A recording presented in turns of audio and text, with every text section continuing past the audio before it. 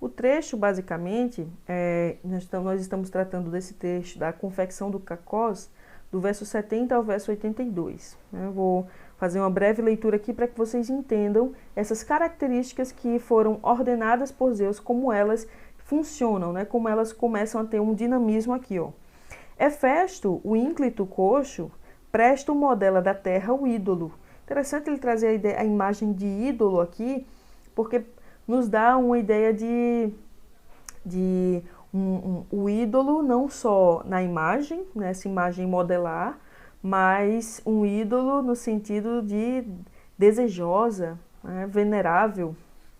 E aí ele continua, a donzela no aspecto, né, que é o Parthenon, que é exatamente a virgem, né, ela é virgem no aspecto, ou seja, a pureza no aspecto. Pela vontade de Zeus, guarnece com o cinto e adorna Atena de olhos glaucos.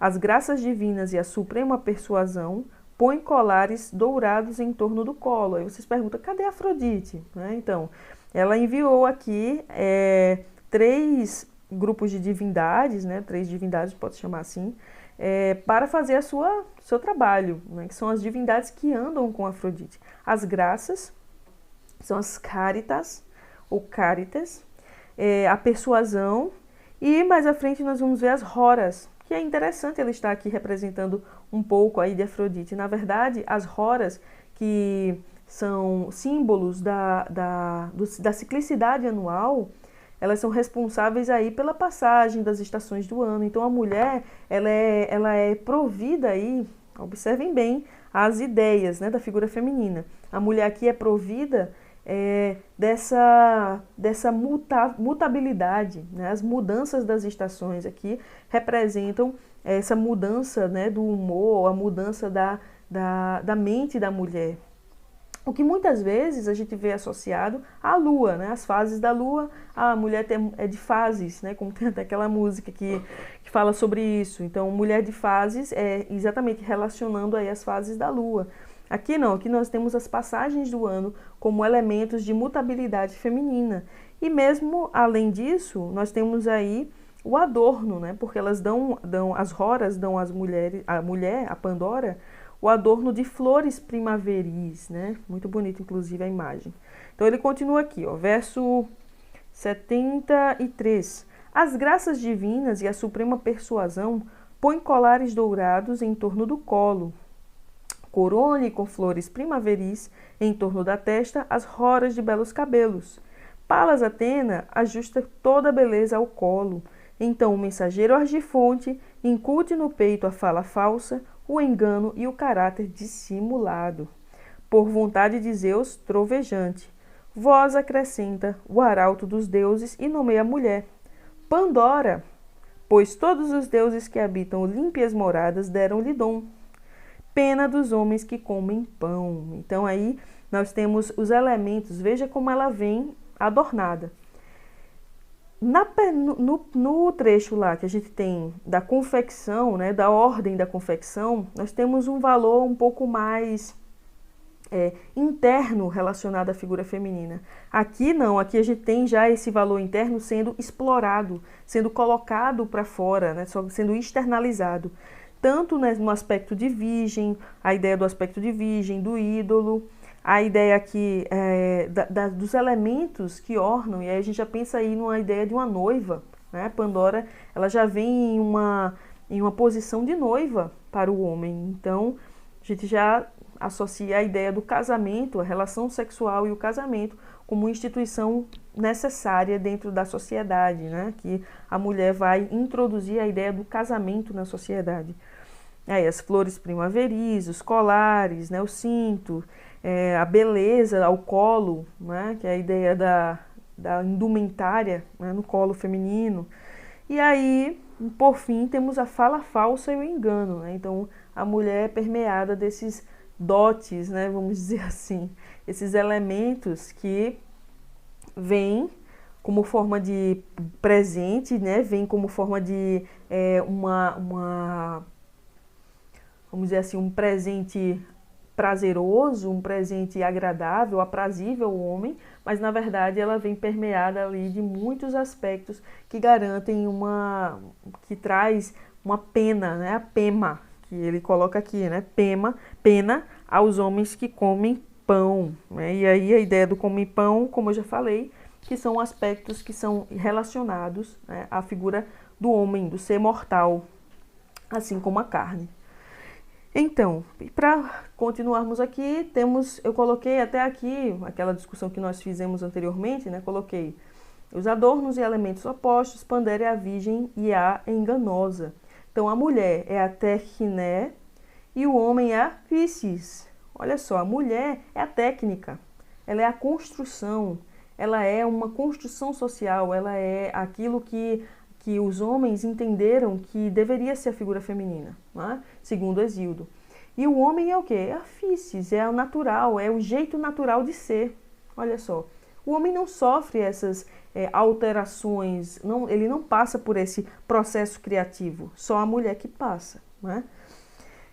Temos o próximo ponto, que é a doação do presente a Epimeteu, né? Do verso 83 ao verso 89, que é o momento em que o Hermes chega para Epimeteu, doando a mulher, doando Pandora, né?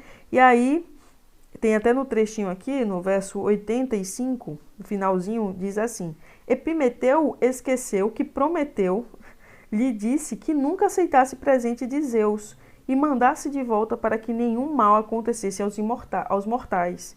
Só depois que aceitou, desgraça já feita, pensou. Então, Prometeu e Epimeteu refletem aqui a imagem do homem, o homem que engana e o homem enganado, né? Interessante que antes de existir a mulher, quem vai ter um destaque? Prometeu. Depois da mulher, isso antes da mulher. Depois da mulher, quem vai ser destacável? Epimeteu, né? Porque a mulher tem a fala do engano. Então aí a gente tem esse joguete aí, né, de opostos, de ambivalências, de oposições. A figura de Prometeu e a figura de Epimeteu. E para finalizarmos, né, no verso 90 ao verso 105, exatamente isso, nós temos o estabelecimento de um novo tempo. A partir da mulher, o homem vai sofrer duros trabalhos, né? Mas um elemento específico nesse mito, e que é um elemento extremamente obscuro, né, discreto, mas um elemento que rege muito as ideias que entornam a obra, é a Elpis, né? Elpis, que é muitas vezes traduzida como esperança, mas na verdade é uma ideia de expectação, é o esperar, é ficar na expectativa, né? Então, o mito conta que Pandora, com um jarro nas mãos, né, contendo todos os tipos de males, em um determinado momento sua curiosidade a atiça e ela vai tentar abrir esse jarro, né? E quando ela abre, ela deixa escapar milhares de males. Esses males se proliferam no mundo e o único elemento que ela consegue manter no centro do jarro é a Elpis, que é a expectação, né? A esperança mais comum aí sendo falado. Então essa esperança, ela é o ponto-chave do mito de Pandora.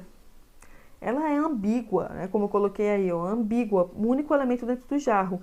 Existe, assim como existe uma Eris má e uma Eris boa, assim como existe o Prometeu e o Epimeteu, né? São figuras opostas aí, assim como existem agora o homem e a mulher, existe também uma Elpis boa e uma Elpis má.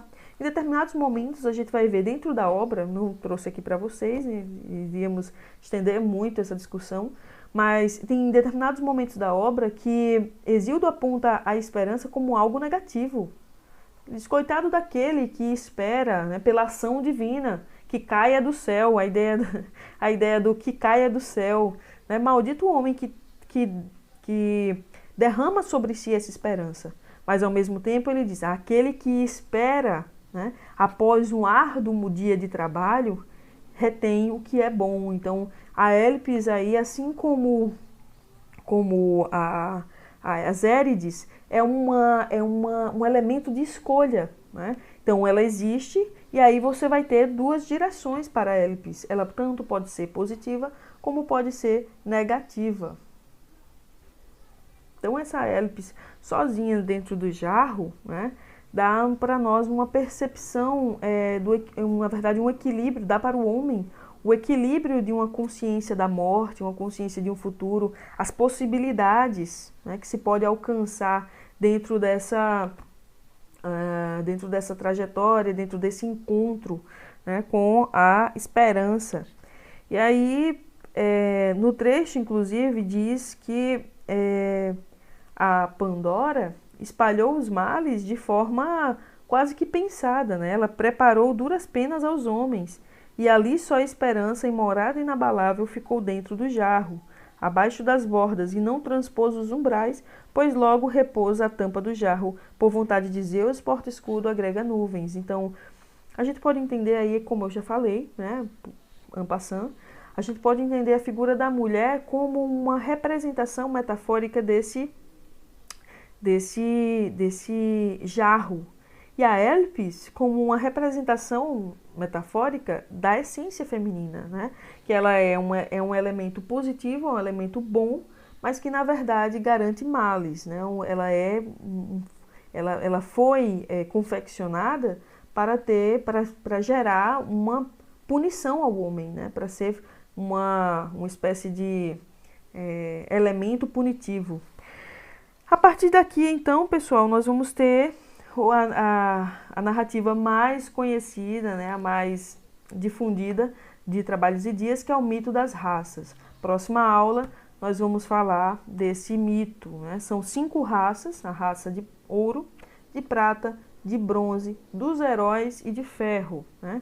Já de antemão, já adianto a vocês que essas raças, representadas por metais, tem uma base sólida com a existência da Terra, né? Com o funcionamento da Terra, até porque os metais são originados da Terra, né? Então, nós iremos discutir um pouco sobre isso para fecharmos a nossa leitura de Trabalhos e Dias.